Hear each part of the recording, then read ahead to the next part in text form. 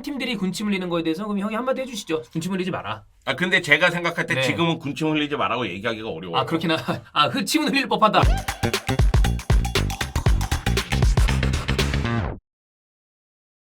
영주원과 함께 할 얘기는 아무래도 프랭키 더용과 관련된 얘기입니다. 더용 관련된 지금 뉴스가 최근에 며칠 동안 좀 나왔어요. 프랭키 더용과 관련된 이적설도 바르셀로나 팬들 입장에서는 굉장히 뭐 좀 언짢은 기사인데 일단 이 기사만 놓고 봤을 때는 좀 가능성이 없는 얘기가 아닌가 싶거든요. 네, 처음에 이 기사를 좀 접했을 때는 네. 이거 웬 뜬금포야. 그러니까 갑자기 그냥 뭐 이렇게 또 막 흔들게 하는 건가. 네. 더용의 바르셀로나 사랑은 사실 확실하잖아요. 그렇습니다. 2년 전에 메뉴하고 가깝게 이제 연결이 링크가. 됐었죠. 왜냐하면 메뉴가 1억 유로 이상을 제시했다는 루머가 있었고 네. 거기다 이제 메뉴에 에릭 테나우 감독이 부임을 했기 있으니까. 때문에 옛 은사가 부르니까 갈 수도 있겠다 이런 이야기가 있을 때 프랭키 도용이 적극적으로 거부를 했거든요. No. 난 안 간다. 네. 난 바르셀로나에서 뛸 것이다. 이렇게 이야기를 한 상태이기 때문에 예. 결국 지금까지 흘러왔고 어. 그리고 프랭키 도용이 바르셀로나에서 차지하는 비중이 매우 큽니다. 압도적이죠. 압도적입니다. 네. 프랭키 도용의 이 판매설, 이적설 이런 네. 부분에 대해서는 계속해서 조금씩 줄어들어 왔는데 네. 이번에 루이스 카누트 기자가 2월 8일날 에스포르트 3의 옹지라는 프로그램에서 예. 2년 전과 상황은 바뀌었다. 프랭키 도용이 오픈 마인드다. 그렇기 음. 때문에 다가오는 여름에 이적할 수도 있다는 식으로 이야기를 했고 네. 요 얘기의 이야기는 뭐냐면 프랭키 도용이 꿈이 있었고 기대감이 컸었다. 바르셀로나에서. 네, 근데 바르셀로나가 재정적인 어려움 때문에 올 시즌은 리그 우승도 물 건너가는 분위기인데 챔피언스 리그만 이제 지금 16강에 진출해 있는 상태잖아요. 코파델레이를 탈락했고 이따이 진짜. 하여튼 그런데 그런 상황이다 보니까 네네네네. 또 챔피언스 리그에서 우승할 가능성이 희박하니 쉽지 않죠. 네, 프랭키 도용이 우승을 위해서 타팀으로 갈 수도 있다. 뭐 이런 이야기가 또 나오고 있고 문제는 뭐냐면 바르셀로나의 재정적인 상황이 굉장히 안 좋아요. 그래서 지금 고액 연봉자 중에서 프랭키 도용이 1위고 2위가 레반도프스키인가? 네. 그럴 거예요. 네. 근데 이 둘 중에 한 명을 보낼 것이라는 이야기가 있긴 있습니다. 재정적인 상황이 안 좋기 있긴 때문에 있다. 결국 다이어트를 해야 된다. 네. 그런 이야기가 나오고 있고 그리고 데코 디렉터 같은 경우에도 그런 얘기를 했어요. 새로운 감독이 누가 오든 우리는 빅네임을 영입하기는 어렵다는 거를 인지해야 된다는 이야기를 했습니다. 그러면서도 전체적으로 쇄신할 거라는 얘기를 했거든요. 네. 그러다 보니까 뭐 데코 이 발언 다음에 여러 가지 내용이 흘러나왔었는데 결국 이제 감독이 팀으로서 변화를 시켜야 된다는 이야기지 네. 빅네임 영입은 굉장히 어렵다는 이야기가 여름에 있습니다. 그렇기 때문에 프랭키 도용의 이 보도가 나온 다음에 여러 스페인 언론에서 그런 이야기를 많이 했어요. 결국 프랭키 도용을 내보내야 되는 상황이 아니냐. 프랭키 도용이 한 시즌에 2,400만 유로 정도의 연봉을 받거든요. 근데 이제 스포르트에서의 보도를 보면은 프랭키 도용이 너무나 잘해주고 있는 네. 정말 뛰어난 선수라는 의견도 있는 반면에 너무 과대 포장되지 않았느냐. 연봉만 높은 거 아니냐. 이런 의견도 분명히 존재를 한다. 그러면서 야, 더용이 그게 보면 좀 서운하겠다. 서운하지. 왜 그건 되게 기분 나쁠 것 같은데. 기분 나쁠 본인이 것 하고 같은데. 있는 게 얼만데. 근데 그 다음 내용을 보면은 네. 이해는 돼요. 왜냐면은 제가 그 얘기 했잖아요. 바르셀로나의 미드필드진에서 네. 프랭키 도용은 자신의 능력을 좀 제한적으로 쓰고 있거든요. 어. 이건 어쩔 수가 없어요. 왜냐면 바르셀로나의 미드필더진 보면은 가비 지금 부상이잖아요. 그리고 가비가 있다고 쳐도 가비, 페드리, 긴도안, 더용이 중심이잖아요. 그러면은 이들 중에서 부스케츠 롤을 누군가 해야 될 거 아니에요. 그죠. 근데 프랭키 도용은 볼을 갖고 전진하는 데 능하단 말이에요. 그걸 잘하죠. 그렇기 때문에 4-2-3-1에서 뭐 수비형 미드필더 왼쪽이라든가 4-3-3에서 왼쪽 메잘라를 잘하는 선수인데 지금은 사실은 그 뒤에서 활약을 하고 있단 말이에요. 후방에서 해주잖아요. 그러다 보니까 프랭키 도용이 갖고 있는 재능을 프랭키 도용은 100% 활용을 못하고 있는 것도 맞아요. 그리고 이거는 차비 감독이 미드필더진의 교통정리를 좀 제대로 못한 감도 있어요. 그러니까 그라나다전에서 긴도안의 활약이 나쁘지 않았다는 평가가 있는데 최근에 그라나다전뿐만이 아니라 긴도안이 여러 경기에서 공격 포인트를 좀 기록하고 있거든요. 이거는 긴도안의 공격적인 능력을 좀 많이 활용하고자 10m에서 15m를 좀 전진시키는 그런 상황이라고 하더라고요. 그러다 보니까 긴도안의 공격적인 재능이 지금 힘을 발휘하고 있거든요. 그런데 페드리도 그렇고 네. 가비도 그렇고 그런 능력이 뛰어난 미드필더들이란 말이에요.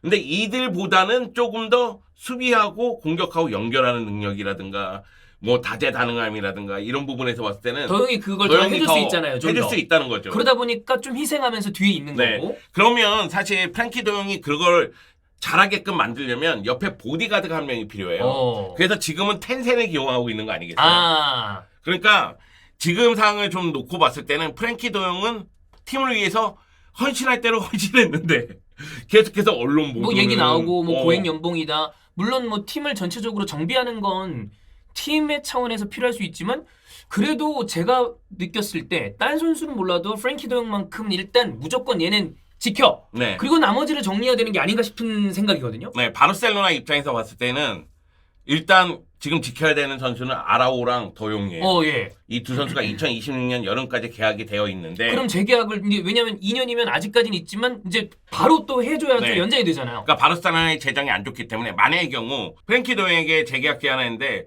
3년 계약 연장 네. 2029년까지 예. 뛰게끔 하는 그걸 골자로 하는 재계약을 제안을 했어요. 그런데 아직까지 이제 답변이 없는 상태라고 하더라고요.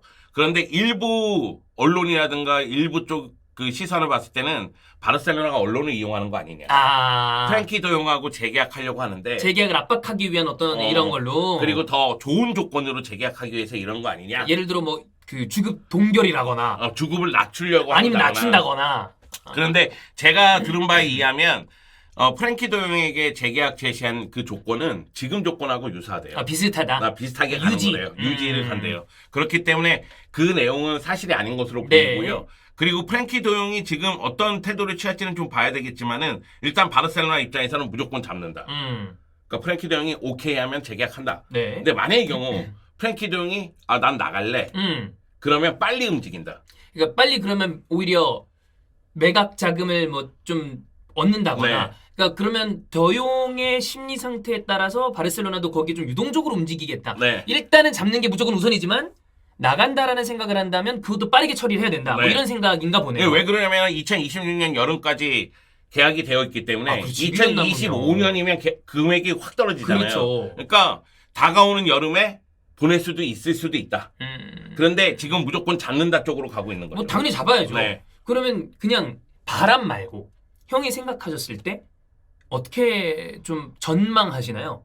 전 남을 거라고 봐요. 남는다. 네. 저도 사실 더용이 어디 그 시장에 나온다라 그러면 뭐 모든 팀이 달려들겠지만 그 상황을 바르셀로나가 만들면 안 되는 거 아닌가요? 어떻게든 잡아야 되는 거 아니에요? 그럼요. 무슨 수를 써서라도 이 선수는 잡아야 된다. 네, 잡아야 되는 상황이죠. 그리고 본인도 일단 기본은 바르셀로나에 대해서 워낙에 좀 좋아하는 선수니까. 네.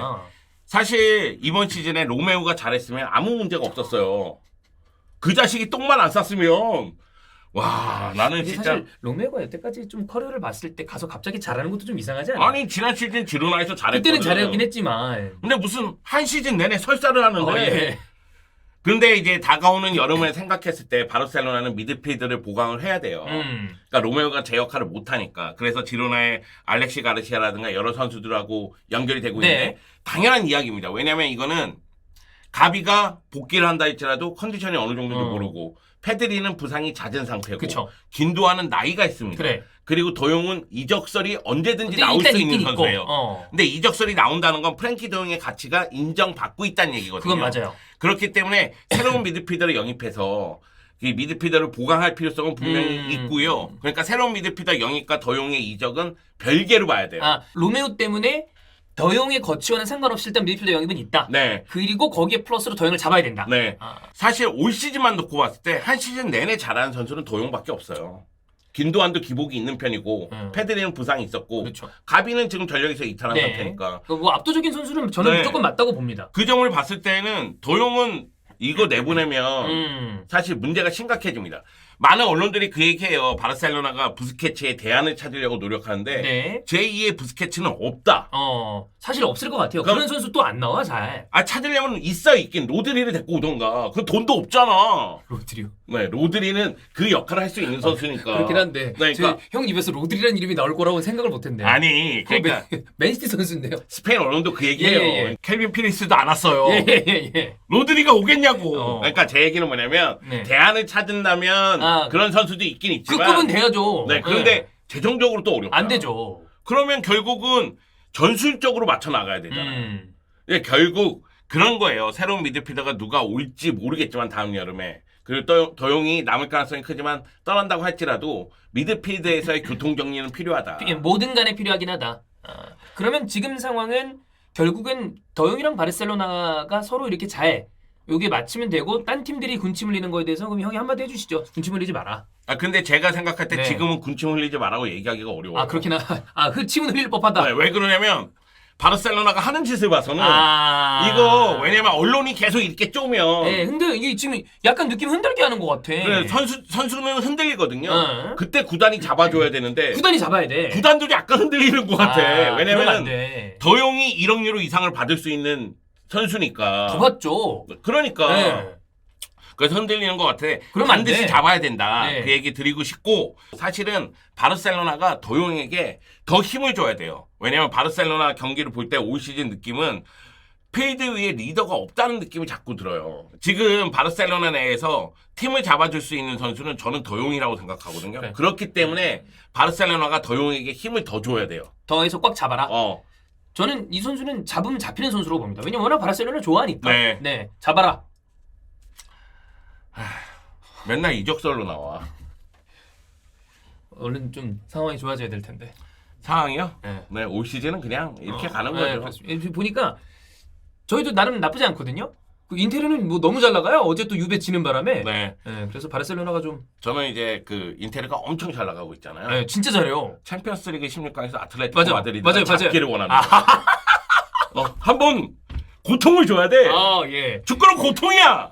그러면 다음 주잖아요, 그 경기가. 네. 그 경기 때 혹시 아틀레티코 마드리드 대표로 한번 나오실래요? 좋죠. 예. 네. 찬우 형은 이제 같이 경기를 볼 텐데 뭐 아직 섭외를 드린 건 아닙니다만 그럼 찬우 형 혼자 봐서 재밌는 거보다는 그래도 옆에서 영주 형이 아틀레티코 마드리드를 좀 응원하면서 보는 건 어떤가 해서. 네. 그리즈만에 한번 당해봐야 돼. 그리즈만이 최근 공식 7경기 골이 없거든. 네. 그리즈만이 그 경기를 통해서 터지지 않을까 아하. 생각을 합니다. 알겠습니다. 네. 대파의 무서움을 한번 느껴봐야 돼요.